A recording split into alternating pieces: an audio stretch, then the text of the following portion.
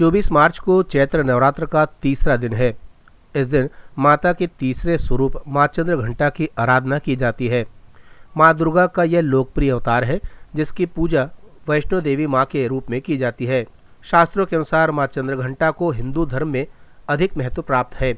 इनकी साधना से जहाँ एक तरफ मन को असीम शांति प्राप्त होती है, वहीं दूसरी ओर इस खास अवसर पर इनकी आराधना से जातक का मन मणिपुर चक्र में प्रविष्ट होता है।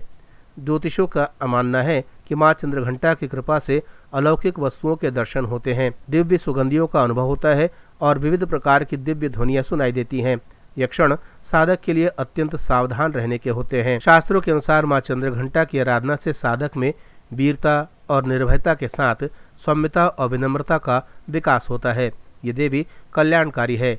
माँ चंद्रघंटा व्यक्ति के मन पर स्वामित्व रखती है। माँ चंद्रघंटा के रूप की बात की जाए तो माँ के इस रूप के मस्तक पर घंटे की आकृति का आधा चंद्र है, इसलिए इस देवी को चंद्रघंटा कहा जाता है। इनके शरीर का रंग सोने के समान बहुत चमकीला है। अपने इस रूप से माता देवगण, संतों और भक्तजनों के मन को संतोष प्रदान करती है।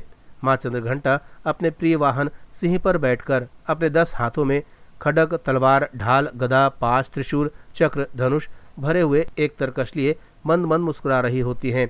माँ चंद्रघंटा की पूजा करने से जातक के सभी पाप नष्ट हो जाते हैं और जन्म जन्मों का डर खत्म हो जाता है और जातक निर्भय हो जाता है।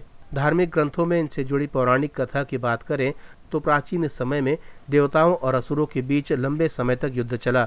असुरों का स्वामी महिषासुर था और देवताओं के स्वामी इंद्र।